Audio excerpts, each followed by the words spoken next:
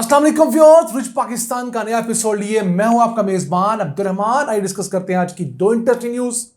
रवां सीजन में पाकिस्तान से रिकॉर्ड आमों की एक्सपोर्ट हो रही हैं और पिछले 40 दिनों का डाटा आया है जिस दौरान पाकिस्तान से 93,000 टन आम एक्सपोर्ट किया जा चुका है।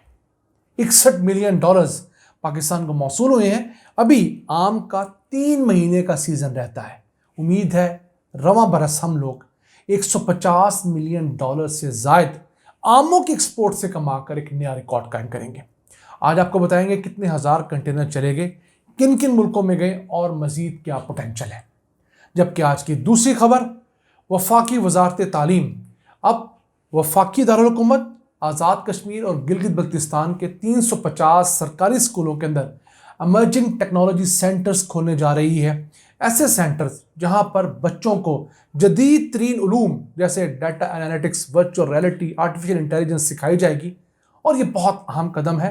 मैं समझता हूं इस काम को 350 से बढ़ाकर 3,500 करना चाहिए। इतना ज़रूरी काम है, इसे प्रोग्राम के दूसरे से हम डिस्कस करेंगे। लेकिन पहले चलते हैं आज की सबसे अहम खबर के अलम। रवां सीजन पाकिस्तान से इब्तदाई 40 दिनों के दौरान 93,000 टन आम एक्सपोर्ट कर दिया गया है। 20 मई 2024 से सीजन शुरू हुआ और अभी 30 जून 2024 तक के फिगर आए हैं 40 दिनों के। $61 मिलियन पाकिस्तान ने मौसूल कर लिए हैं। ये तीनों यानी कि ज़मीन के रास्ते, समंदर के रास्ते, हवा के रास्ते होने वाली एक्सपोर्ट्स हैं। 4,484 कंटेनर्स आमों के एक्सपोर्ट किए गए हैं। बड़े मुल्क जो हैं उनके अंदर सबसे बड़ा ईरान है, फिर यूएई है, अफगानिस्तान, बहरीन, ओमान, कतर और सऊदी अरब जैसे मुल्क हैं। उसके बाद जो हमारे यूरोप के मुल्क आते हैं। अभी जुलाई, अगस्त और सितंबर के 3 महीने इस सीजन के रहते हैं। उम्मीद है ये $61 मिलियन इन 3 महीनों के अंदर बढ़कर $150 मिलियन को क्रॉस कर जाएगा। पिछले साल पाकिस्तान से जो आमों की एक्सपोर्ट हुई थी वो $116 मिलियन की हुई थी और 1,29,000 टन आम हम लोगों ने एक्सपोर्ट किया था। अब बहुत सारे लोग कहते हैं पाकिस्तान में आम इसलिए महंगा हो जाता है कि एक्सपोर्ट बहुत होता है, तो हम लोग बमुश्किल अपनी टोटल प्रोड्यूस का 10% एक्सपोर्ट कर पाते हैं। पाकिस्तान हर साल 18 लाख टन आम प्रोड्यूस करता है औसतन।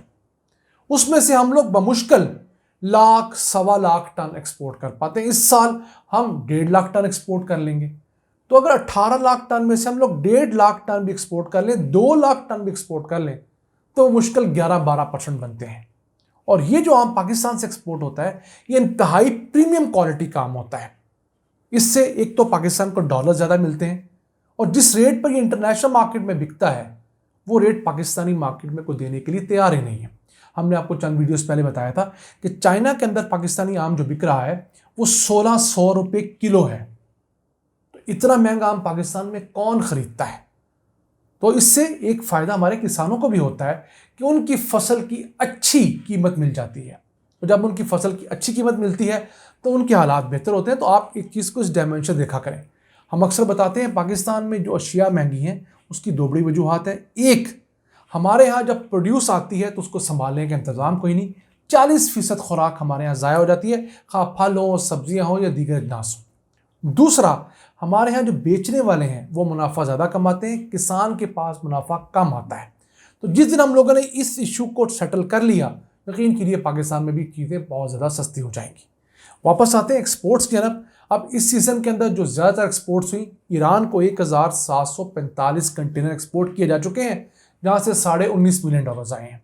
यूएई को 1,396 कंटेनर्स भेजे गए हैं जहाँ से $21 मिलियन आए हैं। यानी यूएई के कंटेनर्स कम है लेकिन वहाँ से आमदन ज़्यादा हुई है। ईरान के कंटेनर ज़्यादा है, आमदन कम। क्यों?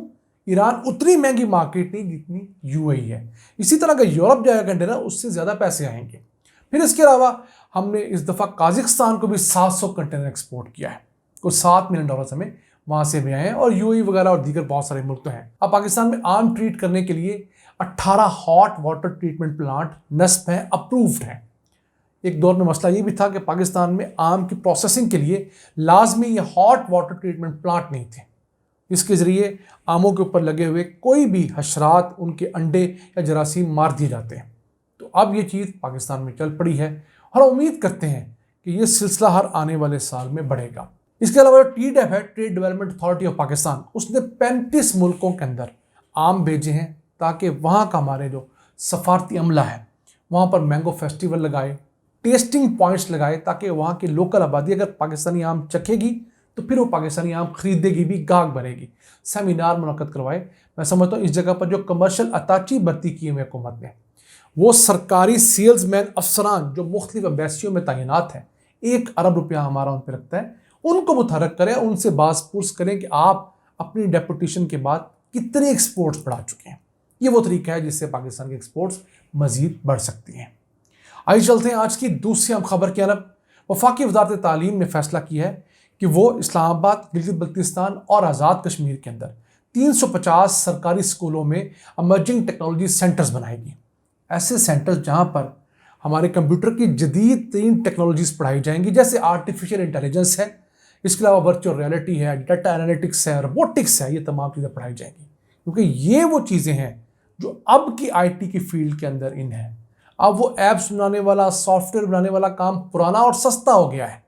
दुनिया की वो कंपनीज और वो मुल्क ज़्यादा पैसे कमा रहे हैं जो इमर्जिंग टेक्नोलॉजीज़ में इन्वेस्ट कर रहे हैं।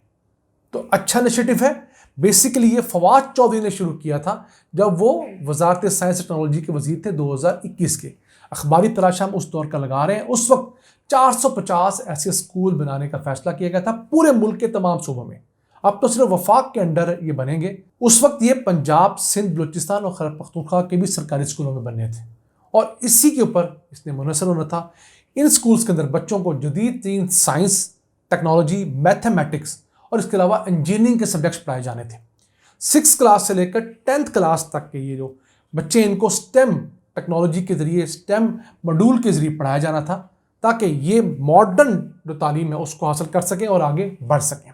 उस 450 को कम करके 350 किया है। चले कोई बात नहीं, आप इसको शुरू करें। इतना अहम काम है, ये कहीं भी शुरू हो, पाकिस्तान की कोई हुकूमत शुरू करे, हमें उसे सपोर्ट करना चाहिए। क्यों?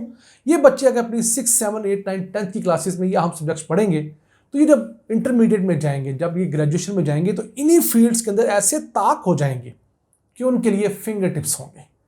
फिर पाकिस्तान से आईटी, सॉफ्टवेयर और इसके साथ साथ इमर्जिंग टेक्नोलॉजीज़ की एक्सपोर्ट्स कई गुना बढ़ेंगी। आप याद रखिएगा, जिन लोगों को इल्म नहीं है, जो मॉडर्न अब सॉफ्टवेयर टेक्नोलॉजीज़ आ रही हैं, कंप्यूटर टेक्नोलॉजीज़ आ रही हैं, उनके अंदर अगर कोई शख्स $100 कमाता है तो पुरानी टेक्नोलॉजी वाला शख्स बमुश्किल $10 कमाता है उसी टाइम में उतनी मेहनत करके। तो अच्छा नहीं है कि हम अपने तलबा को ऐसी फील्ड्स के अंदर ट्रेन करें कि वो बजाय $10 कमाने के $100 कमाए, $1000 कमाए। ये यहाँ से बाहर भी चले जाएंगे तब भी डॉलर कमा के भेजेंगे। अगर यहाँ पर बैठ के काम करेंगे तो पाकिस्तान की तरक्की में अपना असर डालेंगे और पाकिस्तान अपने कदमों पे खड़ा होगा।